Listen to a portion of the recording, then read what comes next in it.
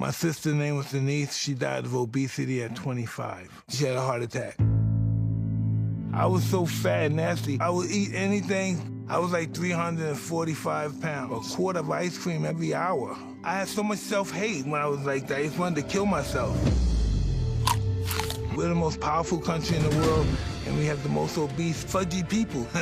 Something has to be done about processed food in this country.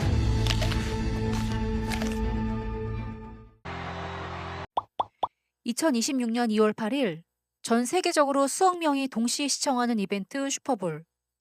전 세계 시청자가 지켜보는 가운데 한 편의 광고가 나왔습니다. 타이슨이 나타나 여러분이 지금 먹고 있는 가공식품이 건강을 해치고 있습니다. 모두가 탄산음료와 과자, 가공식품을 즐기던 바로 그 순간 강력한 메시지를 던졌습니다. 전통적으로 슈퍼볼은 가공식품 기업들의 광고 동무대였어요. 이 파격적인 선전포고는 수천억 원의 비용을 압도하는 국가 정책 홍보 효과를 갖게 되었습니다. We have the sickest generation in American history, the sickest generation probably in human history. In terms of chronic disease, we have the highest chronic disease burden in the world. 77% of our kids cannot qualify for military service, and we're spending about $4.3 trillion a year on healthcare. Most of that is related to diet-induced chronic disease. So it is ruining our economy, it's ruining our national security. And now we have an opportunity to change it. And I'll just say this, we are driving with this food pyramid. We're driving good food into school lunches, into the SNAP program, into the Indian health services, into the prisons, into the military bases. Yesterday I met with Robert Irvine, who's a chef that has now been retained by the military, by Pete Hegseth, to change the diet for the entire military. They're serving real food. The cost of a meal of real food is $10 a day per soldier. The cost of the junk that they were being served was $18 a day. We're going to drive that knowledge and that system across the country so that every American can get affordable, high-quality food accessible. I think a lot of people said, we'll never see Mike Tyson here at HHS. And here you are. You're part of this. And I want to go back to what we all saw, a very personal side, I think, for you, showcased in an advertisement during the Super Bowl. You talked about your health journey, your sister's health journey. Tell me why it was so important for you to come out and talk about that right now. I had an affinity with the commercial because I had a sister that died from obesity. And it was just, to me, telling the truth. People shouldn't be surprised to see, because I'm one of the most healthiest people on the planet. So they should think that I would be, want to be a participant in this. And I'm affected, of course, not only by my sister, but by my daughter and by my friends. They just can't stop picking up the food. It's because the ultra-processed food is a narcotic more than it is anything, a nutritionist. My mom was taking a hike, felt a pain in her stomach, got a scan, learned she had stage 4 pancreatic cancer, died 12 days later. And the doctors told us that that was a tough break. But I knew from my sister, who left the medical system, put these pieces together, it's not a tough break. We have the highest cancer rates of any society in human history today in the United States. We have the highest rates of diabetes. We have the highest rates of obesity. We have the highest rates of cardiology issues of any society in world history in the United States. It's all connected. And my mom was on the diabetes medication. She was on the statin. She was on the chronic disease medications, but doctors never told her what the root cause is. They never talked to her about ultra-processed food. She followed the previous dietary guidelines. So I watched this union of President Trump and Bobby Kennedy come together. And I had an insight into it. There were hour-long tear-filled conversations about how these two men could make history by shining a light on the root cause. This is the first administration in history that's asking the question, why are we getting sick?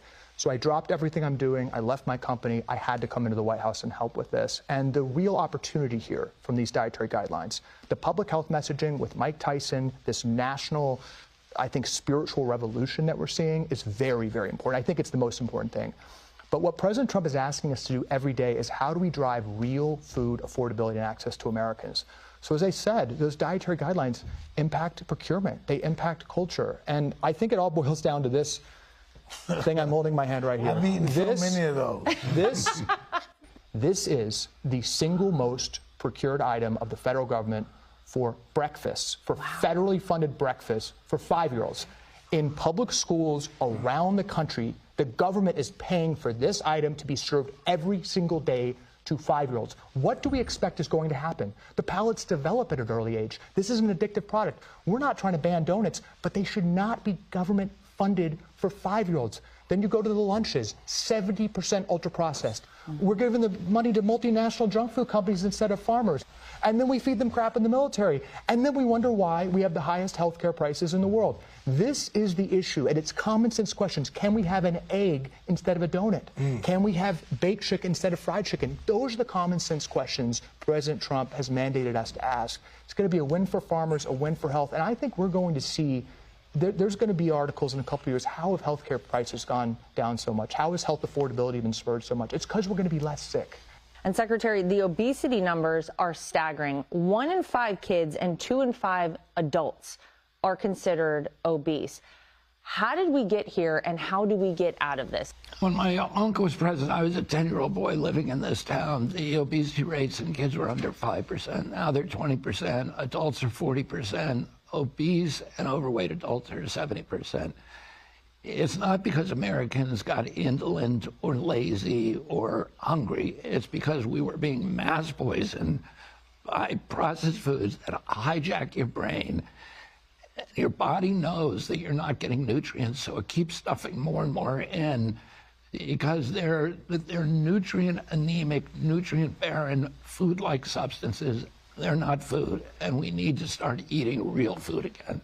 And that will hopefully get us out of this. The other thing, that we know is we need to move our body. And Mike Tyson, I can't think of anybody better than Iron Mike to talk to us about this. Fewer than 1 in 4 kids are actually getting the aerobic physical activity that they need on a daily basis. So why is it that our kids are not moving as much as they used to, and how do we fix that? Because of the information they're receiving. When you're on television, when I was a kid, I watched Bill Cosby sell pudding pot jello. We ate that all the time.